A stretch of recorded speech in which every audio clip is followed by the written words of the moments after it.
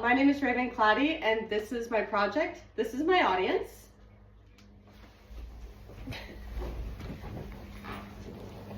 My project today is over why we should not abolish jails and prisons. Why? In Indiana State Prison sits William Gibson, a convicted serial killer sitting on death row, found guilty of numerous counts of first-degree murder. In Michigan City sits Joseph Corcoran, convicted and found guilty of committing a quadruple homicide. RWU law states, and the same thing is true for prison abolishment. If all you do is tell people who are locked up, okay, you're free to go home now, then what are they going to do and how is that going to work? The problem. The problem with prisons and jails, in my opinion, stems from four main issues. These issues being prisons can be a form of cruel and unusual punishment, an inhumane setting, overcrowding within the prisons, and violence. These issues should not result in the abolishment of prisons, but rather the reconstruction of how the prison is ran. Christy Vischer states on Brookings' research study over prisons, prison culture and environment are essential to public health and safety. While prisons can be all of these four things, I do feel that the reconstruction is more important than abolishing. Abolishing will take a lot of work and will result in these inmates having nowhere to go. We don't need that, and that's a lot to do to try to create somewhere safe and habitable for these inmates. On the other side, unlawful and unfair punishment. People can argue that the prisons are unlawful and have unfair punishments. Prison labor programs violate fundamental human rights. Some prisons conduct unlawful and cruel punishments, using things like the hole or isolation. These methods have been used for centuries as a form of punishment while within the prison, and these can be seen as unlawful or inhumane, since you're revoking something that is a human right. The next one is inhumane setting. Inhumane setting can be seen in prisons and jails throughout the country. Following along the inhumane punishment, inhumane setting can be seen as an unfair and cruel punishment. Often, prisoners are unsanitary, which can attract bugs and rodents, making the prisons overall unsanitary. Overcrowding in prisons. While various prisons are creating an unlivable setting, a major issue within the Indiana holding facility is overcrowding.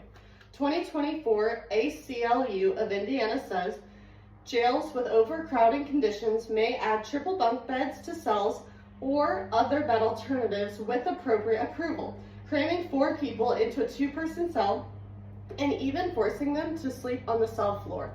This is truly an inhumane punishment while they're already being punished. They should at least have bed, food, and water. Violence in prisons. Violence in prisons can stimulate for various different reasons. Some of these reasons follow the past points I've said. Inmates who are not provided the basic human needs will often fight over things like food, water, and bedding. These can often cause more fights within the prisons as they're not getting the things that they need to survive. Again, they're in prison being punished for what they did. They shouldn't be treated this way. What would we do with the inmates if we were to abolish prisons? We recognize the other side's viewpoint as we look into the facts though. If we were to abolish prisons, where would we take the prisoners and what would we do with them? We have to remember that these people are criminals and they did do something to end up in prison. So with that being said, we do have to keep prisons as a form of punishment for their crimes. The solution. The solution is quite simple. This negative view on prisons stems from the environment that the prisons are placed in. This environment is unsafe and inhumane. If we change the environment to a more reconstructed environment rather than punishing a cruel environment, then it can be safer and cleaner for prisoners. According to Georgetown University, most people see the conditions within jails and prisons and believe that the prisons reform will be attainable if there's more funding put into the system. Here's my citations page. Thank you. Now we're going to move on to the Q&A portion. First question. Do you feel that efforts to increase funding of prisons will solve all issues? While I do think that increasing fundings in prisons can solve a lot of issues, I do not think that is the main thing. As I talked about earlier, I feel like these are the 4 main issues within prisons, and I think these need to be focused on. Yes, I think funding can create more prisons to help with overcrowding, but I don't think it'll solve all issues. Next question. Okay.